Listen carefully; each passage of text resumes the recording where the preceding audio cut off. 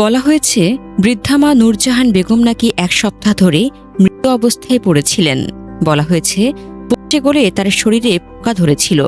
বলা হয়েছে সন্তানেরা ঈদের সময়ও খোঁজ নেয়নি। এই ঘটনাকে কেন্দ্র করে সামাজিক যোগাযোগ মাধ্যমে তীব্র ক্ষোভ ছড়িয়ে পড়ে। অনেকেই সন্তানদের অভিশাপ দিয়েছেন, কেউ কেউ শাস্তির দাবি তুলেছেন। কিন্তু এখন অনুসন্ধানে উঠে আসছে সম্পূর্ণ ভিন্ন এক চিত্র।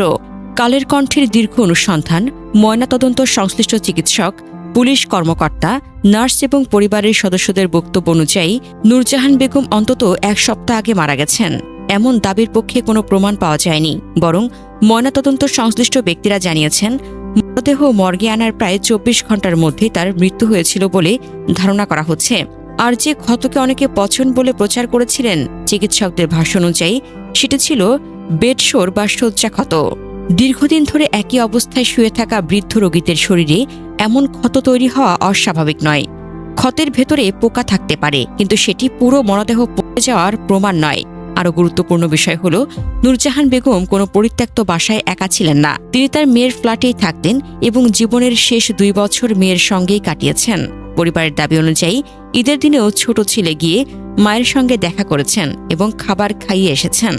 নূরজাহান বেগমের ছোট ছেলে বুয়েটের অধ্যাপক ডক্টর AKM আশিকুর রহমান ফ্ল্যাটের নোংরা অবস্থা স্বীকার করেছেন। তিনি বলেন, তিনি কয়েকবার ফ্ল্যাট পরিষ্কার করার উদ্যোগ নিয়েছিলেন। একবার গৃহকর্মীও নিয়ে গিয়েছিলেন যাতে মা ও বোনের দেখাশোনা হয় এবং ঘর পরিষ্কার থাকে, কিন্তু মা বোন কেউই চাননি, তাই তার চেষ্টা সফল হয়নি। তিনি আরও বলেন, তার মা অনেকদিন ধরে একটু সন্দেহপ্রবণ ছিলেন। বাবা 2008 সালে মারা যাওয়ার পর থেকে আশিকুর রহমান মাকে নিজের কাছে বুয়েট ক্যাম্পাসে নিয়ে আসেন। 2011-12 সালে তিনি বিদেশে পড়তে গেলে মা শ্বশুরবাড়িতে ছিলেন। 2013 সালে দেশে ফিরে আবার মাকে নিজের কাছে রাখেন। মাঝে মাঝে মা নিজে গ্রামের বাড়িতে বা অন্য ভাই বোনদের কাছে বেড়াতে যেতেন। নূরজাহান বেগমের মেয়ে ফাতিমা নাসরিন সুলতানা 2017 সালে স্বামী হারান। তাদের কোনো সন্তান ছিল না।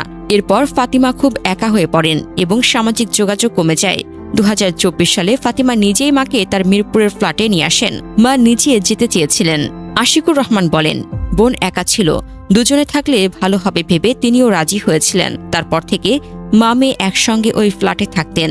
অনেকে অভিযোগ করেছে সন্তানরা মাকে অবহেলা করেছে এবং টাকা দেয়নি, কিন্তু আশিকুর রহমান বলেন নিয়মিত যোগাযোগ ছিল। মা যখনই টাকা চাইতেন তিনি বিকাশে পাঠিয়ে দিতেন। বোনের বাসায় থাকলেও তিনি ও বড় ভাই মায়ের প্রয়োজনে আর্থিক সাহায্য করতেন। নূরজাহান বেগম ও তার মেয়ে ফাতিমা 2 বেডরুমের ফ্ল্যাটে থাকতেন। এক রুমে মা, অন্য রুমে মেয়ে। নূরজাহানের মৃত্যুর খবর প্রথম তার সন্তানদের নিশ্চিত করেন মিরপুরের ল্যাবপ্লাস ডায়াগনস্টিকের নার্স তামান্না আহমেদ। 31 মে বিকেলে বোনের ফোন পেয়ে অধ্যাপক আশিকুর রহমান তামান্নাকে সঙ্গে নিয়ে ফ্ল্যাটে যান। তামান্না বলেন, শুধু মায়ের রুম নয়, পুরো ফ্ল্যাটই ছিল খুব নোংরা ও অপরিচ্ছন্ন। ময়লা আবর্জনার দুর্গন্ধে ভেতরে ঢোকাই যাচ্ছিল না। মরদেহ উদ্ধারের ভিডিওতেও একই অবস্থা দেখা গেছে।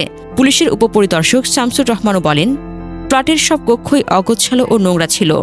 অধ্যাপক আশিকুর রহমান বলেন, তিনি বেশ কয়েকবার ফ্ল্যাট পরিষ্কার করার চেষ্টা করেছিলেন। তিনি বোনকে বলেছিলেন, তুমি বললে আমি বুয়েট থেকে লোক পাঠিয়ে দিতে পারি, কিন্তু বোন বলতো দরকার নেই, আমিই করব।